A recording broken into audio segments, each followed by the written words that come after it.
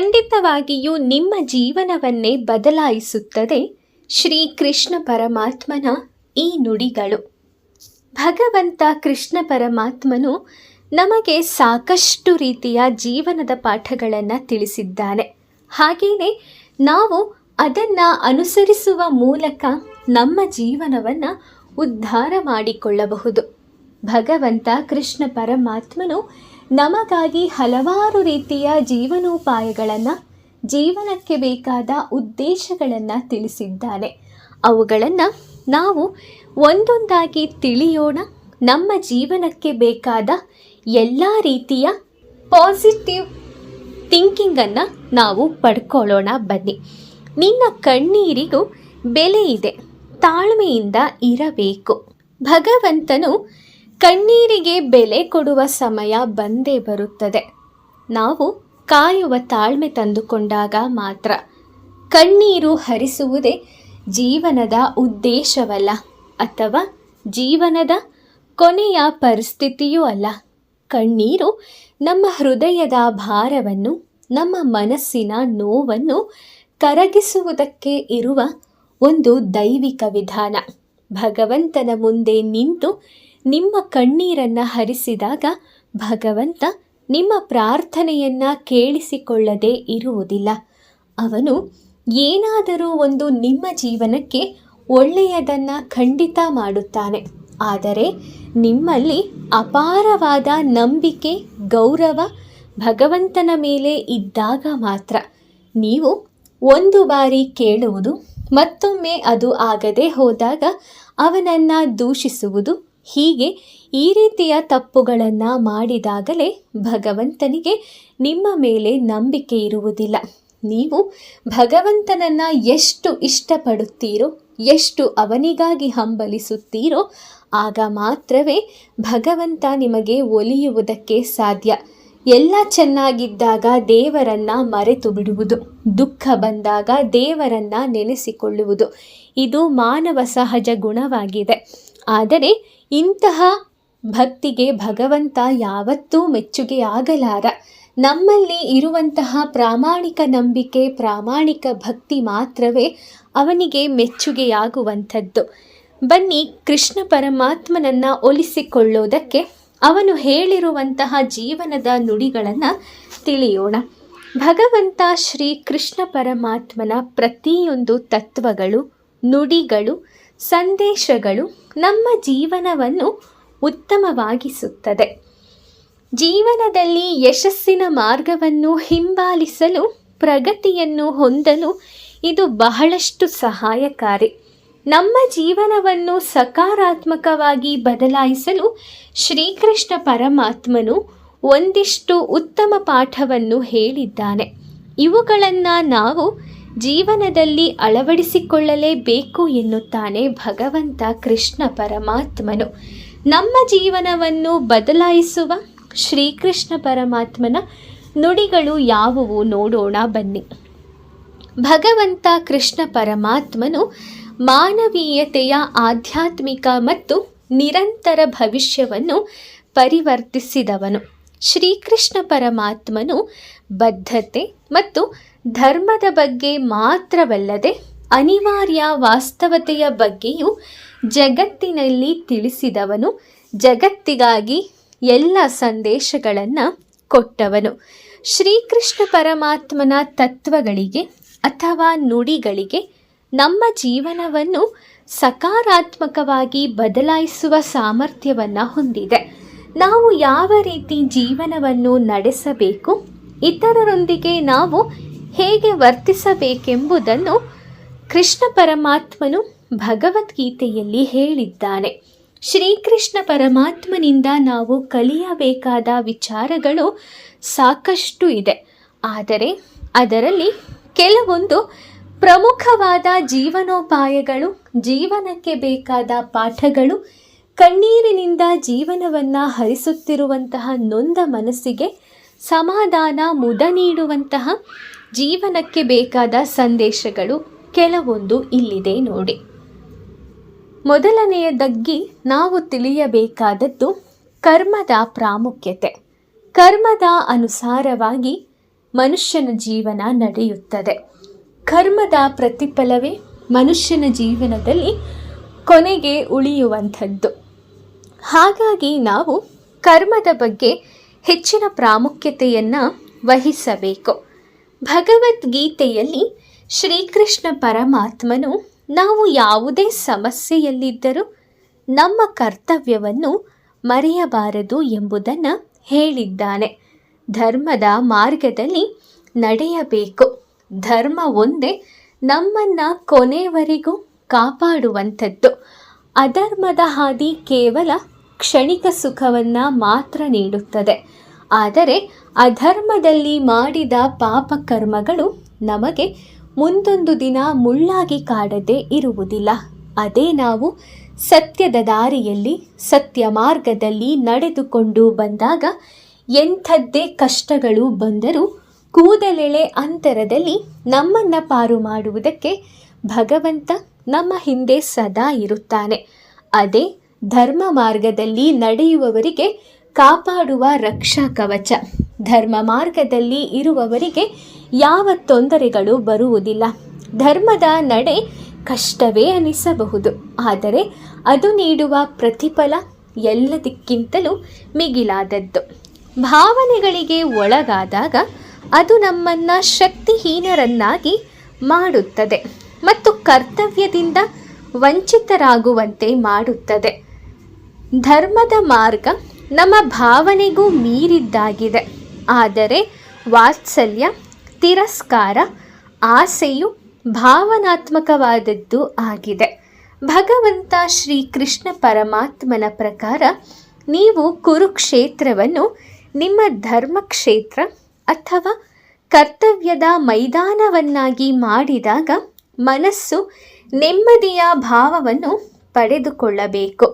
ಹಾಗೆಯೇ ಏನೇ ಆಗಲಿ ಅದನ್ನು ಸಕಾರಾತ್ಮಕವಾಗಿ ತೆಗೆದುಕೊಳ್ಳುವ ಮನಸ್ಸನ್ನು ಹೊಂದಬೇಕು ಎನ್ನುತ್ತಾನೆ ಭಗವಂತ ಕೃಷ್ಣ ಪರಮಾತ್ಮನು. ಭಗವಂತ ಹೇಳುತ್ತಾನೆ, ಎಲ್ಲವೂ ನಾವು ಅಂದುಕೊಂಡಂತೆಯೇ ನಡೆಯುವುದಕ್ಕೆ ಸಾಧ್ಯವಿಲ್ಲ. ಎಲ್ಲದಕ್ಕೂ ಒಂದು ನಿರ್ದಿಷ್ಟ ಕಾರಣ, ಎಲ್ಲದಕ್ಕೂ ಒಂದು ನಿರ್ದಿಷ್ಟವಾದಂತಹ ಪರಿಹಾರವೂ ಕೂಡ ಇರುತ್ತದೆ. ಎಲ್ಲವೂ ಕೂಡ ನಡೆಯಬೇಕಾದರೆ ಅದಕ್ಕೊಂದು ಕಾರಣ ಸಹಿತವಾದ ಸಮಸ್ಯೆಗಳು ಬರಬಹುದು. ಹಾಗೆಯೇ ಪ್ರತಿಯೊಂದಕ್ಕೂ ಎಲ್ಲವನ್ನೂ ಕೂಡ ಪರಿಹರಿಸುವ ಒಂದು ಪರಿಹಾರ ಮಾರ್ಗವೂ ಕೂಡ ಇರಬಹುದು. ಆದರೆ ದ್ವಂದ್ವಕ್ಕೆ ಒಳಗಾಗಿರುವ ಮನಸ್ಸು, ಆತಂಕದಲ್ಲಿರುವ ಮನಸ್ಸು ಯಾವುದೇ ಸಮಸ್ಯೆಯನ್ನು ಕೂಡ ಅತಿ ಹೆಚ್ಚಾಗಿ ಭಾರವನ್ನಾಗಿಸಿಕೊಳ್ಳುತ್ತದೆ. ಶಾಂತ ಮನಸ್ಸು ಎಂಥದ್ದೇ ಸಮಸ್ಯೆ ಬಂದರೂ ಕೂಡ ಅದನ್ನು ಹಗುರವಾಗಿಯೇ ತೆಗೆದುಕೊಳ್ಳುತ್ತದೆ ಎನ್ನುವುದು ಇದರ ಅರ್ಥ. ನೀವು ಜೀವನದಲ್ಲಿ ಕಷ್ಟಗಳನ್ನೇ ಅನುಭವಿಸುತ್ತಿದ್ದರೆ ಅದರ ಹಿಂದೆ ಒಂದು ಕಾರಣವಿರುತ್ತದೆ ಎನ್ನುವುದು ಭಗವಂತನ ಕಿವಿ ಮಾತು. ನಮ್ಮ ಹಿಂದಿನ ಜನ್ಮದ ಕರ್ಮಗಳಿಗೆ ಅನುಸಾರವಾಗಿ ಈಗಿನ ಜನ್ಮ ನಿರ್ಧಾರವಾಗಿರುತ್ತದೆ. ಹಾಗಾಗಿ ನಾವು ಹಿಂದಿನ ಜನ್ಮದಲ್ಲಿ ಮಾಡಿದ ಕೆಟ್ಟ ಕರ್ಮಗಳಿಗೆ ಈಗ ಶಿಕ್ಷೆ ಅನುಭವಿಸುತ್ತಾ ಇರುತ್ತೇವೆ. ಅದನ್ನು ಪ್ರಶ್ನಿಸುವುದಾಗಲಿ ಅದರ ಬಗ್ಗೆ ತಿಳಿಯುವುದಕ್ಕಾಗಲಿ ನಮಗೆ ಯಾವುದೇ ರೀತಿಯ ಧೈರ್ಯವೂ ಇಲ್ಲ, ಅದನ್ನು ತಿಳಿಯುವ ಶಕ್ತಿಯೂ ಕೂಡ ನಮಗೆ ಇಲ್ಲ. ಹಾಗಾಗಿ ಬಂದಿದ್ದೆಲ್ಲವೂ ಭಗವಂತನ ಇಚ್ಛೆ, ಪಾಲಿಗೆ ಬಂದಿದ್ದು ಪಂಚಾಮೃತ ಎನ್ನುವ ಹಾಗೆ ಬದುಕಬೇಕು. ನಮಗೆ ಕಷ್ಟಗಳು ಜಾಸ್ತಿ ಇದೆ ಅಂದಾಗ ಜೀವನ ಇಷ್ಟೇ ನಿಂತ ನೀರು ಅಂದುಕೊಳ್ಳುವ ಅವಶ್ಯಕತೆ ಇಲ್ಲ. ಹೊಸ ಮಳೆ ಬಂದಾಗ ಹೇಗೆ ಹಳೆ ಕೊಳೆಯೆಲ್ಲ ತೊಳೆಯುತ್ತದೆಯೋ ಹಾಗೆಯೇ ಭಗವಂತನ ಕರುಣೆ ನಮ್ಮ ಮೇಲೆ ಬರುವ ಹಾಗೆ ಭಗವಂತನ ಧ್ಯಾನವನ್ನು ಮಾಡಿ ನಮ್ಮ ಕರ್ಮಗಳನ್ನು ತೊಳೆದುಕೊಳ್ಳಬಹುದು. ಅದರ ಕಡೆಗೆ ನಾವು ಚಿಂತಾಕ್ರಾಂತರಾಗಬೇಕು. ಇದೆಲ್ಲ ನಿಜಾನ ಸುಳ್ಳ ಅಂತ ಅನುಮಾನ ಪಡುವ ಮನಸ್ಸು ನಿಮಗಿದ್ದರೆ ಖಂಡಿತ ನೀವು ನಿಮ್ಮ ಈಗಿನ ಪರಿಸ್ಥಿತಿಯಿಂದ ಹೊರಗಡೆ ಬರೋಕ್ಕೆ ಆಗಲ್ಲ. ಎಲ್ಲದಕ್ಕೂ ಒಂದು ನಿರ್ದಿಷ್ಟ ಕಾರಣ ಇದ್ದೇ ಇರುತ್ತೆ. ನಮ್ಮ ಈಗಿನ ಪರಿಸ್ಥಿತಿಗೆ ಹಿಂದೆ ಮಾಡಿದ ಯಾವುದೋ ಒಂದು ತಪ್ಪು ಕೂಡ ಕಾರಣ ಆಗಿರುತ್ತೆ. ಮುಖ್ಯವಾಗಿ ನಾವು ತಿಳ್ಕೋಬೇಕಾಗಿರೋದು ನಮ್ಮ ಹಿಂದಿನ ಜನ್ಮದ ಕರ್ಮಗಳಿಗಿಂತನೂ ಈಗ ನಾವು ಮಾಡಿರುವಂತಹ ಕರ್ಮಗಳು, ಅಂದರೆ ಅದು ಕೆಟ್ಟದ್ದಾಗಿರ್ಬೋದು ಒಳ್ಳೆಯದೇ ಆಗಿರ್ಬೋದು, ಕರ್ಮ ಅಂದರೆ ನಾವು ಮಾಡೋ ಕೆಲಸ. ಸೊ ನಾವು ಏನು ಮಾಡಿದ್ದೀವೋ ಅದಕ್ಕೆ ತಕ್ಕನಾದ ಪ್ರತಿಫಲವನ್ನೇ ನಾವು ಪಡ್ಕೋತೀವಿ. ಸೊ ನಾವು ಹಿಂದೆ ಯಾವುದೋ ಒಂದು ತಪ್ಪು ಮಾಡಿದ್ದೀವಿ ಅಂದರೆ ಅದರ ಫಲವನ್ನು ಈಗ ಅನುಭವಿಸಲೇಬೇಕಾಗತ್ತೆ. ನಾವು ಕೂಡ ಅದೇ ಸ್ಟೇಜಿಗೆ ಬಂದು ನಿಂತಿರ್ತೀವಿ. ಸೊ ಅದನ್ನು ದೇವರು ನಮಗೆ ಕಳಿಸ್ತಿರ್ತಾನೆ, ಅದನ್ನು ನಾವು ಅನುಭವಿಸ್ತಾ ಇರ್ತೀವಿ. ಅದರ ಪರಿಜ್ಞಾನ ಇಲ್ಲದೆ ನಾವು ಭಗವಂತನನ್ನೇ ದೂಷಿಸ್ತಾ ಇರ್ತೀವಿ. ಕಲಿಯುಗದಲ್ಲಿ ಇಷ್ಟೇ ವೀಕ್ಷಕರೇ, ಕರ್ಮಾನುಸಾರ ಎಲ್ಲ ನಡೆಯುತ್ತೆ. ಕರ್ಮ ರಿಟರ್ನ್ಸ್ ಅನ್ನುವಂತಹ ಮಾತನ್ನು ನೀವು ಕೇಳಿದ್ದೀರಾ ಅಲ್ವಾ? ಹಾಗೆ ಸೊ ನಾವೇನು ಮಾಡ್ತೀವೋ ಅದನ್ನೇ ಪಡ್ಕೋತೀವಿ, ನಾವೇನು ಕೊಡ್ತೀವೋ ಅದನ್ನೇ ತಗೋತೀವಿ. ಇಷ್ಟೇ ಈ ಕಲಿಯುಗದ ಫ್ಯಾಕ್ಟ್. ಹಾಗೆಯೇ ಭವಿಷ್ಯದ ಬಗ್ಗೆ ಚಿಂತಿಸುವ ಬದಲು ಪ್ರಸ್ತುತ ಘಟನೆಗಳ ಬಗ್ಗೆ ಚಿಂತಿಸಿ. ನೀವು ಭವಿಷ್ಯದ ಬಗ್ಗೆ ಯೋಚನೆ ಮಾಡ್ತಾ ಈಗಿನ ಸಮಯವನ್ನು ಹಾಳು ಮಾಡ್ಕೋಬೇಡಿ. ಮುಂದೆ ನಾನು ಹಂಗಿರಬೇಕು, ಹೀಗಾಗಬೇಕು, ಚೆನ್ನಾಗಾಗಬೇಕು ಅಂತ ಯೋಚನೆ ಮಾಡಬೇಕು. ಮನಸ್ಸಲ್ಲಿ ಒಂದು ಆಸೆ ಇರಬೇಕು, ನಮ್ಮ ಭವಿಷ್ಯದ ಬಗ್ಗೆ ಕನಸಿರಬೇಕು, ಇಲ್ಲ ಅಂತ ಅಲ್ಲ. ಆದರೆ ಅದ್ರ ಬಗ್ಗೆನೇ ಯೋಚನೆ ಮಾಡ್ತಾ ಈಗಿನ ಸಮಯನ ವ್ಯರ್ಥ ಮಾಡೋದಿದೆಯಲ್ಲ, ಅದೇ ನಮ್ಮ ಭವಿಷ್ಯಕ್ಕೆ ಮುಳ್ಳಾಗತ್ತೆ. ಅಂದರೆ ಓವರ್ ಎಕ್ಸ್ಪೆಕ್ಟೇಷನ್ ಯಾವ ವಿಷಯದಲ್ಲೂ ಇರಬಾರ್ದು ಅಂತ ಭಗವಂತ ನಮಗೆ ಹೇಳ್ತಿರೋದು. ಅಂದರೆ ನಾವು ಈಗೇನೋ ಒಂದು ಮಾಡ್ತಾ ಇರ್ತೀವಿ, ಆ ಕೆಲಸದಲ್ಲಿ ಸಕ್ಸಸ್ ಆಗುತ್ತೋ ಇಲ್ವೋ ಅದು ದೇವರಿಗೆ ಬಿಟ್ಟಿದ್ದು, ಅದು ನಮ್ಮ ಒಂದು ಕರ್ಮಫಲ. ಆದರೆ ಸಕ್ಸಸ್ ಆಗೇ ಬಿಡುತ್ತೆ. ನಾನು ಇದನ್ನು ಮಾಡ್ತಾ ಇದ್ದೀನಿ ಅಂದರೆ ಖಂಡಿತ ನನಗೆ ಇದು ಒಳ್ಳೆಯದಾಗ್ಬಿಡುತ್ತೆ, ಇದರಿಂದ ನನ್ನ ಲೈಫ್ ಚೇಂಜ್ ಆಗೋಗುತ್ತೆ, ಇದರಿಂದ ನಾನು ತುಂಬ ಚೆನ್ನಾಗಿರ್ತೀನಿ, ಹೀಗೆ ಓವರ್ ಕಾನ್ಫಿಡೆನ್ಸ್ ಇರಬಾರ್ದು. ಭಗವಂತನ ಪಾದಕ್ಕೆ ನೀವು ಮಾಡೋ ಕೆಲಸನ ಅರ್ಪಿಸಿ.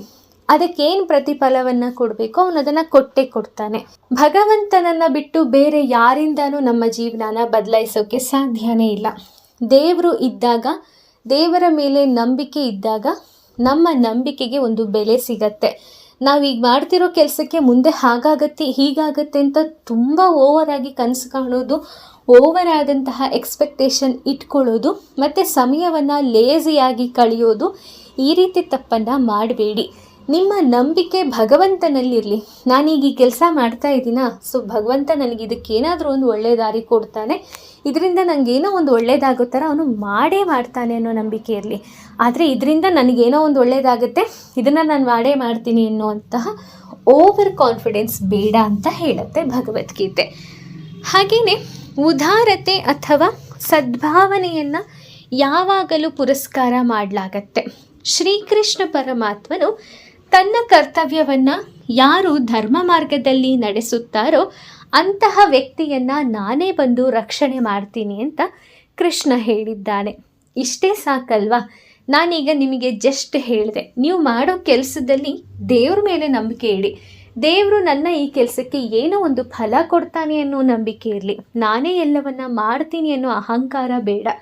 ಯಾರು ನನ್ನ ಸ್ಮರಣೆಯನ್ನು ಮಾಡಿ ನನ್ನ ಒಂದು ವಿಷಯದಲ್ಲಿ ನನ್ನ ಯಾವಾಗಲೂ ಸಕಾರಾತ್ಮಕವಾಗಿ ಯೋಚಿಸ್ತಾ ಚಿಂತಿಸ್ತಾ ನನ್ನ ಧ್ಯಾನ ನಿರತರಾಗಿ ಯಾರು ಕೆಲಸವನ್ನು ಮಾಡ್ತಾರೋ, ಧರ್ಮ ಮಾರ್ಗದಲ್ಲಿ ನಡೀತಾರೋ ಅವ್ರಿಗೆ ನಾನು ಸ್ವತಃ ಬಂದು ರಕ್ಷಣೆಯನ್ನು ಕೊಡ್ತೀನಿ, ಸ್ವತಃ ಬಂದು ಅವ್ರ ಜೀವನವನ್ನು ಕಾಪಾಡ್ತೀನಿ ಅಂತ ಭಗವಂತನೇ ಹೇಳಿದ್ದಾನೆ. ಇನ್ನೇನು ಬೇಕು ಅಲ್ವಾ ನಮಗೆ? ಸೊ ನಾವು ಏನೇ ಮಾಡಿದ್ರೂ ಕೃಷ್ಣ ಧ್ಯಾನ ನಿರತರಾಗಿ ಮಾಡಬೇಕು.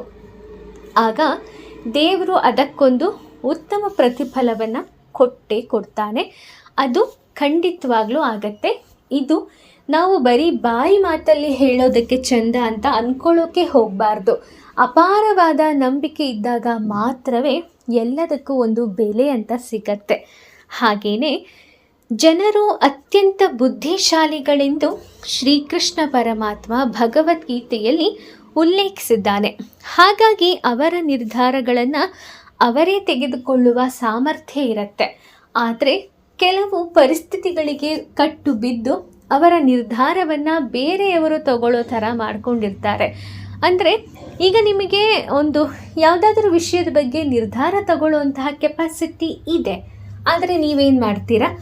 ಏನಾಗ್ಬಿಡುತ್ತೋ, ಈ ಥರ ನಾನು ಚಿಂತೆ ಮಾಡಿದ್ರೆ, ಈ ಥರ ನಾನು ಮಾಡಿದ್ರೆ ಏನಾಗುತ್ತೋ ಅನ್ನುವಂತಹ ನಿಮ್ಮ ಒಂದು ಗೊಂದಲ, ಮನಸ್ಸಲ್ಲಿ ಇರುವಂತಹ ಆತಂಕ ಬೇರೆಯವರು ನಿಮ್ಮ ಮೇಲೆ ನಿಯಂತ್ರಣವನ್ನು ಮಾಡೋ ಥರ ಮಾಡ್ಕೋತೀರ. ಇದು ನಿಜಕ್ಕೂ ತಪ್ಪು. ಯಾಕಂದರೆ ಬೇರೆಯವರಿಗೆ ನಿಮ್ಮ ಜೀವನವನ್ನು ನಿರ್ಧರಿಸುವಂತಹ ಹಕ್ಕನ್ನು ಕೊಡಬೇಡಿ. ದೇವರು ನಿಮಗೂ ಸಹ ಬುದ್ಧಿವಂತಿಕೆ ಕೊಟ್ಟಿದ್ದಾನೆ, ನಿಮಗೂ ಕೂಡ ಯೋಚನೆ ಮಾಡೋ ಕೆಪಾಸಿಟಿ ಇದೆ. ನಿಮ್ಮ ಲೈಫ್ಗೆ ಏನು ಡಿಸಿಷನನ್ನು ತಗೋಬೇಕೋ ಅದನ್ನು ನೀವೇ ತಗೊಳ್ಳಿ. ಆಗ ನಿಮ್ಮ ಜೀವನ ನಿಮ್ಮ ಕೈಯಲ್ಲೇ ಇರುತ್ತೆ. ಬೇರೆಯವ್ರಿಗೆ ನಿಮ್ಮ ಜೀವನವನ್ನು ಕೊಡುವಂತಹ ಅವಶ್ಯಕತೆ ಇರೋದಿಲ್ಲ.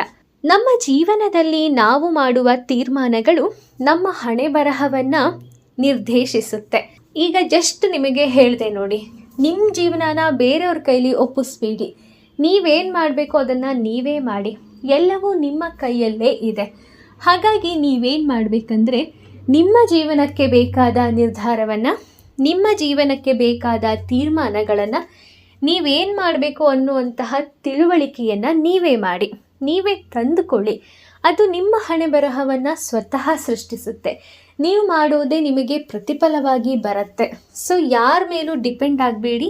ನಿಮ್ಮ ಸ್ವಂತ ಬುದ್ಧಿವಂತಿಕೆಯಿಂದ ನಿಮ್ಮ ಸ್ವಂತ ಜೀವನವನ್ನು ನಡೆಸಿ.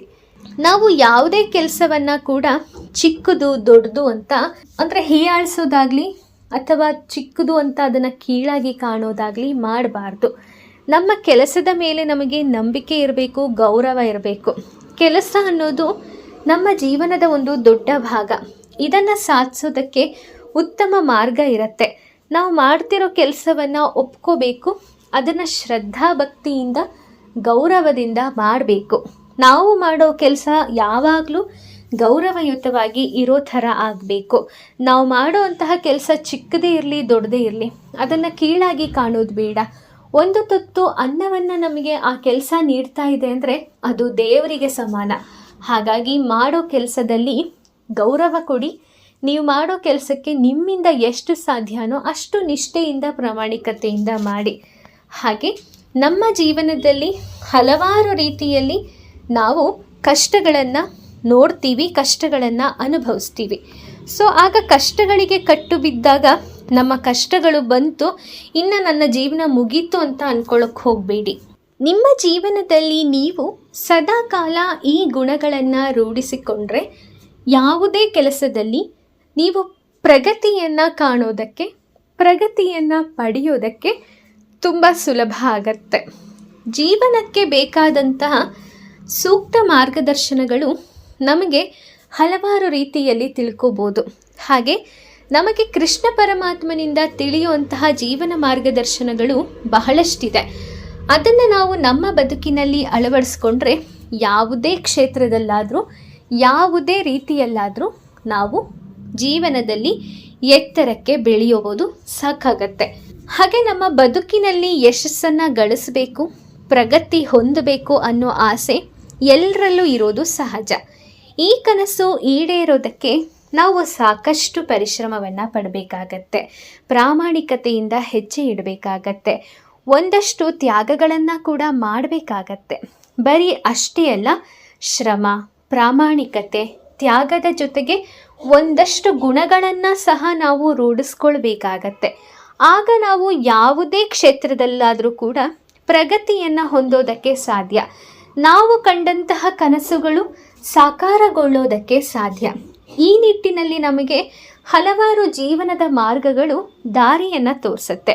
ಮೊದಲನೇದಾಗಿ ನಾವು ಏನು ಮಾಡಬೇಕು? ನಾವು ಎಲ್ಲರ ಬದುಕಿಗೂ ಬೆಳಕಾಗುವಂತಹ ಸಂದೇಶವನ್ನು ಕಲಿಬೇಕು.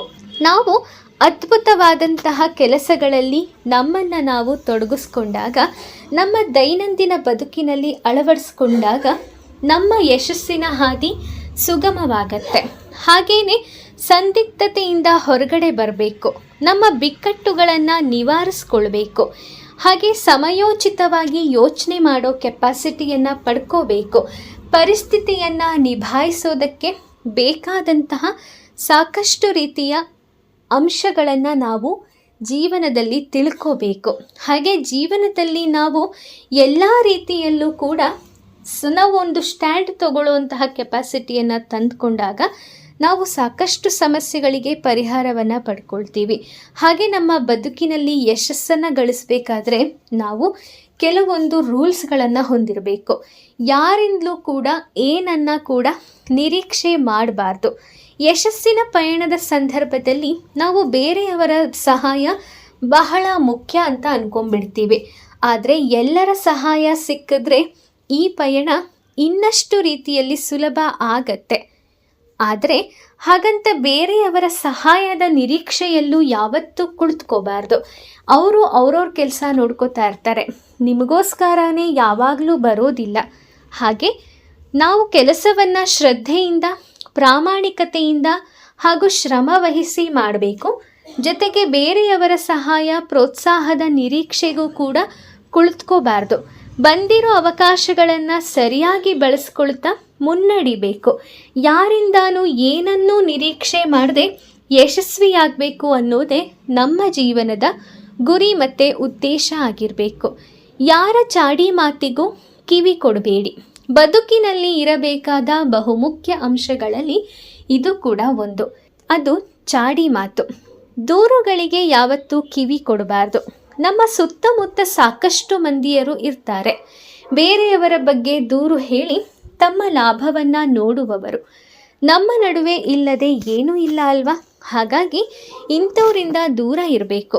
ಆಚಾರ್ಯ ಚಾಣಕ್ಯರು ಯಾರಾದರೂ ನಿಮ್ಮ ಬಳಿ ಬಂದು ನಿಮ್ಮ ಆಪ್ತರ ಬಗ್ಗೆ ಕೆಟ್ಟ ಮಾತನ್ನು ಹೇಳುತ್ತಿದ್ದಾರೆ ಅಂದರೆ ನಾವು ಅವ್ರ ಮಾತನ್ನು ಕೇಳಬಾರ್ದು ಅಂತ ಒಂದು ಕಡೆ ಹೇಳಿದ್ದಾರೆ.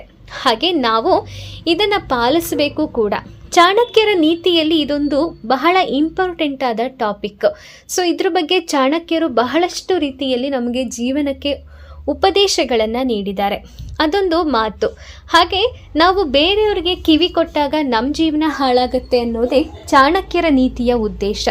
ಇದು ನಿಮ್ಮ ಸಂಬಂಧಗಳಲ್ಲಿ ಬಿರುಕನ್ನು ಮೂಡಿಸುತ್ತೆ. ಹಾಗೆ ಇದರಿಂದ ಸಂಬಂಧಗಳು ಹಳಸಿ ಹೋಗುತ್ತೆ. ಒಂದೊಮ್ಮೆ ಇಂತಹ ಸಂದರ್ಭಗಳು ಬಂದರೂ ತಕ್ಷಣ ಪ್ರತಿಕ್ರಿಯಿಸದೆ ಸೂಕ್ತವಾಗಿ ಪರಾಮರ್ಶಿಸಿ ಖಾತ್ರಿ ಮಾಡಿಕೊಂಡ ಬಳಿಕ ನಿರ್ಧಾರ ತಗೊಳ್ಳಿ. ಇಲ್ಲದೆ ಹೋದರೆ ಬೇರೆಯವರ ಸಂಚಿಗೆ ನಿಮ್ಮ ಒಳ್ಳೆಯ ಸಂಬಂಧ ದೂರವಾಗುವ ಅಪಾಯ ಖಂಡಿತ ಬರುತ್ತೆ. ಹಾಗೆ ಹಣವನ್ನು ಗೌರವಿಸಬೇಕು. ಹಣಕಾಸಿಗೆ ನಾವು ಪರದಾಡೋ ಪರಿಸ್ಥಿತಿ ಕೂಡ ಕೆಲವೊಂದು ಸಾರಿ ಬರುತ್ತೆ. ಯಾಕಂದರೆ ದುಡ್ಡು ಅನ್ನೋದು ಅಷ್ಟು ಇಂಪಾರ್ಟೆಂಟ್ ಮನುಷ್ಯನ ಜೀವನಕ್ಕೆ. ದುಡ್ಡಿಲ್ಲ ಅಂದರೆ ಏನೂ ಕೂಡ ಮಾಡೋಕ್ಕಾಗಲ್ಲ. ದುಡ್ಡಿಲ್ಲ ಅಂದರೆ ಯಾರೂ ಕೂಡ ನಮಗೆ ಬೆಲೆ ಕೊಡಲ್ಲ. ಹಾಗಾಗಿ ಹಣಕ್ಕೆ ನಾವು ಗೌರವ ಕೊಡೋದನ್ನು ಕಲಿಬೇಕು. ಆರ್ಥಿಕ ಶಕ್ತಿ ಅನ್ನೋದು ಎಲ್ರಿಗೂ ಬೇಕು. ಹೀಗಾಗಿ ಹಣವನ್ನು ಗೌರವಿಸೋದು ಬಹಳ ಮುಖ್ಯ. ಹಣ ಜೀವನದಲ್ಲಿ ಎಲ್ಲ ಸಂತೋಷವನ್ನು ನೀಡುತ್ತೆ. ಆದರೆ ಈ ಹಣವನ್ನು ನಾವು ಪ್ರಾಮಾಣಿಕವಾಗಿ ಸಂಪಾದಿಸಬೇಕು. ಒಂದಷ್ಟು ಭಾಗವನ್ನು ಭವಿಷ್ಯಕ್ಕಾಗಿ ಉಳಿಸಬೇಕು. ಹೀಗೆ ಉಳಿಸಿದ ಹಣ ಭವಿಷ್ಯದಲ್ಲಿ ನಿಮಗೆ ಸಹಾಯಕ್ಕೆ ಬರುತ್ತೆ. ಸಂಪಾದನೆಯ ಒಂದಷ್ಟು ಭಾಗವನ್ನು ಉಳಿಸುವತ್ತ ಎಲ್ಲರೂ ಗಮನ ಹರಿಸಬೇಕು. ಈ ಹಣ ಸಂಕಷ್ಟದ ಸಮಸ್ಯೆ ಬಂದಾಗ ನಮಗೆ ನೆರವಿಗೆ ಬರುತ್ತೆ. ಹಾಗೆ ನಮ್ಮನ್ನು ಸಾಲ ಮಾಡೋದ್ರಿಂದ ಕೂಡ ತಪ್ಪಿಸುತ್ತೆ, ರಕ್ಷಣೆ ಮಾಡುತ್ತೆ. ನಿಮ್ಮ ದೌರ್ಬಲ್ಯಗಳನ್ನು ಯಾರ ಮುಂದೇನೂ ಹೇಳ್ಕೋಬಾರ್ದು ಅನ್ನೋದು ಇನ್ನೊಂದು ಪಾಯಿಂಟ್. ಪ್ರತಿಯೊಬ್ಬರಿಗೂ ಕೂಡ ಅವ್ರದ್ದೇ ಆದ ಸಾಮರ್ಥ್ಯ ಇರುತ್ತೆ. ಹಾಗಂತ ಯಾರೂ ಕೂಡ ಪರಿಪೂರ್ಣರಲ್ಲ. ಎಲ್ಲರೂ ಕೂಡ ಎಲ್ಲನೂ ಹೊಂದಿರ್ತಾರೆ, ಎಲ್ಲ ತಿಳಿದಿರ್ತಾರೆ ಅಂತಾನೂ ಅಲ್ಲ. ಕೆಲವರಿಗೆ ದೌರ್ಬಲ್ಯಗಳು ಇರುತ್ತೆ. ದೌರ್ಬಲ್ಯಗಳಂತೂ ಎಲ್ಲರಲ್ಲೂ ಇರುತ್ತೆ. ಅದು ನನ್ನಲ್ಲೂ ಇರ್ಬೋದು, ನಿಮ್ಮಲ್ಲೂ ಇರ್ಬೋದು. ಯಾರೂ ಕೂಡ ಪರ್ಫೆಕ್ಟ್ ಅಂತ ಹೇಳೋಕ್ಕಾಗಲ್ಲ. ಹಾಗಾಗಿ ನಮ್ಮ ಇತಿಮಿತಿಗಳನ್ನು ಸರಿಯಾಗಿ ಅರಿತುಕೊಂಡು ವರ್ತಿಸಬೇಕು. ಅದಕ್ಕೆ ಸರಿ ಹೊಂದೋವಂತೆ ಪ್ರಗತಿಯ ಯೋಜನೆಗಳನ್ನು ಪ್ರಾಮಾಣಿಕವಾಗಿ ರೂಪಿಸ್ಕೋಬೇಕು. ಇನ್ನು ದೌರ್ಬಲ್ಯಗಳ ಬಗ್ಗೆ ಯಾರೊಂದಿಗೂ ಹೇಳಬಾರ್ದು. ಹೀಗೆ ನಿಮ್ಮ ದೌರ್ಬಲ್ಯವನ್ನು ಯಾರೊಂದಿಗಾದರೂ ಹೇಳಿದ್ರೆ ಅದು ಅವರು ನಿಮ್ಮಿಂದ ಏನಾದರೂ ಲಾಭ ಪಡ್ಕೊಳ್ಳೋದಕ್ಕೆ ದುರ್ಬಳಕೆ ಆಗುತ್ತೆ. ಹಾಗಾಗಿ ನಿಮ್ಮ ಬಳಿ ಎಷ್ಟೇ ಆಪ್ತರಿರಲಿ, ಅವರು ಎಷ್ಟೇ ಕ್ಲೋಸ್ ಇರಲಿ, ನಿಮಗೆ ನಿಮ್ಮ ಒಂದು ವೀಕ್ನೆಸ್ಸನ್ನು ಅವ್ರ ಹತ್ರ ಹೇಳ್ಕೊಳ್ಳೋಕೆ ಹೋಗಬೇಡಿ. ಅದು ಒಂದು ದಿನ ನಿಮಗೆ ಸಮಸ್ಯೆಯನ್ನು ತರ್ಬೋದು. ಅದೆಷ್ಟೋ ದಂಪತಿಗಳಿಗೆ ಸ್ಫೂರ್ತಿಯಾಗತ್ತೆ ರಾಧಾಕೃಷ್ಣನ ಪ್ರೀತಿ. ಹೌದು ವೀಕ್ಷಕರೇ, ನಾವು ರಾಧಾಕೃಷ್ಣನ ಪ್ರೀತಿ ಮತ್ತು ಅವರ ಇದ್ದಂತಹ ಒಂದು ಪ್ಯೂರ್ ಬಾಂಡ್, ಪ್ಯೂರ್ ಫ್ರೆಂಡ್ಶಿಪ್ ಎಷ್ಟೋ ಜನರಿಗೆ ಸ್ಫೂರ್ತಿಯಾಗತ್ತೆ. ಎಷ್ಟೋ ಜನರಿಗೆ ಈ ರಾಧಾಕೃಷ್ಣರ ಪ್ರೀತಿ ಒಂದು ಮಾದರಿಯಾಗಿದೆ. ಹಾಗೆಯೇ ಈಗಿನ ಕಾಲದಲ್ಲಂತೂ ಪ್ರೀತಿ ಪ್ರೇಮದ ವಿಚಾರದಲ್ಲಾಗಿರ್ಬೋದು, ಗಂಡ ಹೆಂಡತಿಗಳ ನಡುವೆ ಇರ್ಬೋದು, ಸಾಕಷ್ಟು ರೀತಿಯ ಬಿರುಕುಗಳು ಪ್ರತಿದಿನ ಆಗ್ತಾನೆ ಇರುತ್ತೆ. ಈ ಒಂದು ಸಮಸ್ಯೆಗಳಿಗೆ ಪ್ರಮುಖ ಕಾರಣ ಅಂದರೆ ಕೆಲಸದ ಒತ್ತಡ, ಸಾಲದ ಸಮಸ್ಯೆ, EMI ಅಥವಾ ಮಕ್ಕಳು ಓದ್ತಾ ಇಲ್ಲ, ಮಕ್ಕಳಿಗೆ ಸ್ಕೂಲ್ ಫೀಸ್ ಕಟ್ಟಬೇಕು, ಹೀಗೆ ಸಾಕಷ್ಟು ಕಾರಣ. ಒಂದು ನಿರ್ದಿಷ್ಟ ಕಾರಣ ಅಂತ ಹೇಳೋಕ್ಕಾಗಲ್ಲ, ಯಾಕಂದರೆ ಒಂದು ನಿರ್ದಿಷ್ಟ ಕಾರಣಕ್ಕೆ ಯಾವ ಸಮಸ್ಯೆನೂ ಆಗಲ್ಲ. ಎಲ್ಲವೂ ಕೂಡ ಒಬ್ಬ ವ್ಯಕ್ತಿಯ ಮೇಲೆ ಜವಾಬ್ದಾರಿ ಅಂತ ಬಿದ್ದಾಗ ಆ ವ್ಯಕ್ತಿ ತನ್ನನ್ನೇ ತಾನು ಮರಿತಾನೆ. ಆಗ ಏನಾಗುತ್ತೆ ಅಂದರೆ ಆ ಕೋಪ, ಫ್ರಸ್ಟ್ರೇಷನ್ ಅನ್ನೋದು ಏನಿರುತ್ತೆ ದಾಂಪತ್ಯದಲ್ಲಿ ಬಿರುಕಾಗಿ ಕಾಣುತ್ತೆ. ಹಾಗೆ ಒಂದು ವೇಳೆ ಪ್ರೇಮಿಗಳಾಗಿದ್ದರೆ ನಿಮ್ಮಲ್ಲೂ ಕೂಡ ಸಮಸ್ಯೆಗಳು ಆಗತ್ತೆ. ಹೀಗೆ ಹಲವಾರು ರೀತಿಯಲ್ಲಿ ದಾಂಪತ್ಯದ ಮೇಲೆ ಪರಿಣಾಮವನ್ನು ಬೀರುತ್ತೆ ಈಗಿನ ಟೆನ್ಷನ್ ಮತ್ತು ಕಷ್ಟಗಳು. ಸೊ ರಾಧಾ ಮತ್ತು ಕೃಷ್ಣನ ಪ್ರೀತಿಗೆ ಸರಿಸಾಟಿಯಾಗುವಂತಹ ಪ್ರೀತಿಯ ಸಂಬಂಧ ಮತ್ತೊಂದಿಲ್ಲ ಅಂದರೆ ನಿಜಕ್ಕೂ ತಪ್ಪಾಗಲ್ಲ.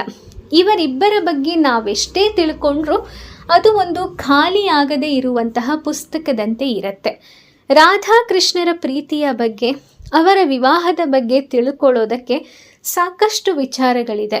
ಹಾಗೆ ಇವರಿಬ್ಬರ ಪ್ರೀತಿಯ ಬಗ್ಗೆ ತಿಳಿದುಕೊಳ್ಳಬೇಕು ಅನಿಸಿದ್ರೆ ನಾವು ರಾಧಾಕೃಷ್ಣರ ಪ್ರೇಮ ಕಾವ್ಯವನ್ನು ತಿಳ್ಕೋಬೇಕು. ರಾಧಾಕೃಷ್ಣರ ಪ್ರೀತಿ ಅತ್ಯಂತ ಸುಮಧುರವಾದದ್ದು. ಕೃಷ್ಣನಿಲ್ಲದೆ ರಾಧೆ ಇಲ್ಲ, ರಾಧೆ ಇಲ್ಲದೆ ಕೃಷ್ಣನಿಲ್ಲ ಅನ್ನುವಂತೆ ಅಪೂರ್ಣವೆನ್ನುವುದು ನಮಗೆಲ್ಲ ತಿಳಿದಿರುವ ವಿಚಾರ. ಇಬ್ಬರು ಪರಸ್ಪರ ಬೇರೆ ಬೇರೆಯಾಗುವುದು ಅಪೂರ್ಣವೆಂಬುದು ತಿಳಿದಿದ್ದರೂ ರಾಧೆ ಮತ್ತು ಕೃಷ್ಣ ವಿವಾಹವಾಗದಿರಲು ಕಾರಣವೂ ಇತ್ತು. ರಾಧಾ ಮತ್ತು ಕೃಷ್ಣ ಇಬ್ಬರು ವಿವಾಹವಾಗದೇ ಇದ್ದರೂ ನಾವು ಅವರನ್ನು ಜೊತೆಯಾಗೇ ಪೂಜಿಸುತ್ತೇವೆ. ಇದಲ್ಲದೆ ಅವರಿಬ್ಬರ ನಡುವಿನ ಪ್ರೀತಿ ಅತ್ಯಂತ ಶುದ್ಧವಾದ ಪ್ರೀತಿಯಾಗಿತ್ತು. ಅನೇಕ ದಂಪತಿಗಳು ರಾಧಾಕೃಷ್ಣರ ಪ್ರೀತಿಯಂತೆ ನಮ್ಮ ಪ್ರೀತಿಯನ್ನು ಇರಬೇಕೆಂದು ಬಯಸುತ್ತಾರೆ. ರಾಧಾಕೃಷ್ಣರ ಪ್ರೀತಿ ಅದೆಷ್ಟೋ ದಂಪತಿಗಳಿಗೆ ಸ್ಫೂರ್ತಿದಾಯಕ. ರಾಧಾಕೃಷ್ಣರ ಕುರಿತು ನಾವೆಷ್ಟೇ ತಿಳ್ಕೊಂಡ್ರೂ ಮತ್ತಷ್ಟು ಪುಟಗಳು ತೆರೆದುಕೊಳ್ಳುತ್ತೆ. ರಾಧಾಕೃಷ್ಣರ ಪ್ರೀತಿಯ ಬಗ್ಗೆ ಕೆಲವೊಂದು ಆಸಕ್ತಿದಾಯಕ ಸಂಗತಿಗಳು ನೀವು ತಿಳ್ಕೊಳ್ಳೇಬೇಕು. ರಾಧಾ ಮತ್ತು ಕೃಷ್ಣನ ನಡುವಿನ ಸಂಬಂಧವು ನಿಜವಾದ ಪ್ರೀತಿಯ ಸಂಕೇತ ಆಗಿತ್ತು. ಇವರಿಬ್ಬರ ಪ್ರೇಮ ಸಂಬಂಧ ಹಿಂದೂ ಸಂಪ್ರದಾಯದಲ್ಲಿ ಸಾಕಷ್ಟು ಪ್ರಾಮಾಣಿಕತೆಯನ್ನು ಪಡೆದುಕೊಂಡಿರುವ ಸಂಬಂಧವಾಗಿದೆ. ಕೃಷ್ಣನಿಗೆ ಅನೇಕ ಗೋಪಿಕೆಯರು ಮತ್ತು ಹೆಂಡತಿಯರಿದ್ದರು. ಅವರೆಲ್ಲರ ಪೈಕಿ ರಾಧೆ ಕೃಷ್ಣನ ಮನದರಸಿಯಾಗಿದ್ದಳು. ಆತನ ಹೃದಯದಲ್ಲಿ ವಿಶೇಷ ಸ್ಥಾನವನ್ನು ಪಡೆದುಕೊಂಡವಳು. ಇತರೆ ಎಲ್ಲ ಗೋಪಿಯರಿಗೆ ಮತ್ತು ಅವನ ಹೆಂಡತಿಯರಿಗೆ ಹೋಲಿಸಿದರೆ ರಾಧೆಯು ಅತ್ಯಂತ ಹತ್ತಿರದವಳು. ಪ್ರೀತಿ ಮತ್ತು ಮದುವೆ ಎರಡೂ ಸಂಪೂರ್ಣವಾಗಿ ಒಂದಲ್ಲ ಎಂದು ಸಾಬೀತುಪಡಿಸಲು ಕೃಷ್ಣ ಮತ್ತು ರಾಧೆ ಒಬ್ಬರನ್ನೊಬ್ಬರು ಮದುವೆಯಾಗದಿರಲು ನಿರ್ಧರಿಸಿದರು. ವಾತ್ಸಲ್ಯವು ದೈಹಿಕವಾಗಿರುವುದಕ್ಕಿಂತ ಶುದ್ಧ ಮತ್ತು ನಿಸ್ವಾರ್ಥ ಮನಸ್ಸಿನಲ್ಲಿರಬೇಕೆಂದು ಅವರು ನಂಬಿದ್ದರು. ಅವರಿಬ್ಬರು ಒಬ್ಬರನ್ನೊಬ್ಬರು ಮದುವೆಯಾಗದೆ ಆರಾಧನೆಯ ಅತ್ಯಂತ ಉನ್ನತ ಬದ್ಧತೆಯನ್ನು ಜಗತ್ತಿಗೆ ಸಂವಹನ ಮಾಡಿದ್ದರು. ರಾಧಾ ಮತ್ತು ಕೃಷ್ಣನ ನಡುವಿನ ವಯಸ್ಸಿನ ಅಂತರವನ್ನು ತಿಳಿದಾಗ ಅನೇಕರು ಆಶ್ಚರ್ಯಪಡುತ್ತಾರೆ. ಏಕೆಂದರೆ ರಾಧೆ ಕೃಷ್ಣನ ನಡುವೆ ಸಾಕಷ್ಟು ವಯಸ್ಸಿನ ಅಂತರಗಳಿದ್ದವು. ಕೃಷ್ಣನ ಜನನದ ಸಮಯದಲ್ಲಿ ರಾಧಾದೇವಿಯು ತನ್ನ ತಾಯಿಯ ತಮ್ಮ ಚಿಕ್ಕಪ್ಪನಾದ ಕೃತಿಯೊಂದಿಗೆ ನಂದಗಾಂವ್ಗೆ ಹೋಗಿದ್ದಳು. ಆ ಸಮಯದಲ್ಲಿ ರಾಧೆ ಕೇವಲ 11 ತಿಂಗಳ ಮಗುವಾಗಿದ್ದಳು. ಕೃಷ್ಣನು ತೂಗುವ ತೊಟ್ಟಿಲಿನಲ್ಲಿದ್ದಾಗ ರಾಧೆಯು ತನ್ನ ಚಿಕ್ಕಪ್ಪನ ತೊಡೆಯ ಮೇಲೆ ಕುಳಿತು ಆಟವಾಡುತ್ತಿದ್ದಳು. ರಾಧೆ ಮತ್ತು ಕೃಷ್ಣನ ನಡುವೆ ಸುಮಾರು 5 ಪಟ್ಟು ಹೆಚ್ಚು ವಯಸ್ಸಿನ ಅಂತರವಿತ್ತು ಎಂದು ಜನರು ಹೇಳುತ್ತಾರೆ. ಹಾಗೇನೆ ರಾಧೆಯು ಭಗವಾನ್ ಶ್ರೀಕೃಷ್ಣನ ತಾಯಿಯ ತಮ್ಮನನ್ನು, ಅಂದರೆ ಸ್ವತಃ ಶ್ರೀಕೃಷ್ಣನ ಚಿಕ್ಕಪ್ಪನಾದ ಆಯಾನ್ನೊಂದಿಗೆ ವಿವಾಹವಾದಳು ಎಂದು ಹೇಳಲಾಗತ್ತೆ. ಈ ಸಂಬಂಧದ ಪ್ರಕಾರ ನೋಡುವುದಾದರೆ ರಾಧೆಯು ಕೃಷ್ಣನ ಚಿಕ್ಕಮ್ಮ. ಆದ್ದರಿಂದ ಅವರು ಒಬ್ಬರನ್ನೊಬ್ಬರು ಮದುವೆಯಾಗಲು ಸಾಧ್ಯವಾಗಲಿಲ್ಲವೆಂದು ಪುರಾಣಗಳು ಹೇಳುತ್ತೆ. ಇದಲ್ಲದೆ ರಾಧೆಯನ್ನು ಕೃಷ್ಣನ ಅವತಾರವೆಂದು ಪರಿಗಣಿಸಲಾಗತ್ತೆ. ಹಾಗಾಗಿ ಇವರಿಬ್ಬರು ಮದುವೆಯಾಗಬಹುದು, ಆದರೆ ಒಂದಾಗಿರಲು ಸಾಧ್ಯವಿರಲಿಲ್ಲ. ಕೃಷ್ಣನೊಂದಿಗೆ ರಾಧೆಯ ಸಂಪರ್ಕದ ಕುರಿತು ನಾವು ಅನೇಕ ವಿಚಾರಗಳನ್ನು ಪ್ರಾಚೀನ ಪಠ್ಯಗಳಲ್ಲಿ ನೋಡಬಹುದು. ರಾಧೆ ಮತ್ತು ಕೃಷ್ಣನ ಮಕ್ಕಳ ವಯಸ್ಸಿನಲ್ಲಿದ್ದಾಗ ಒಬ್ಬರನ್ನೊಬ್ಬರು ವಿವಾಹವಾಗಿದ್ದರು. ಇಬ್ಬರು ಮಕ್ಕಳಂತೆ ತಮಾಷೆಗಾಗಿ ವಿವಾಹವಾಗಿದ್ದರು ಎಂದು ಪ್ರಾಚೀನ ಕಥೆಗಳು ಹೇಳುತ್ತೆ.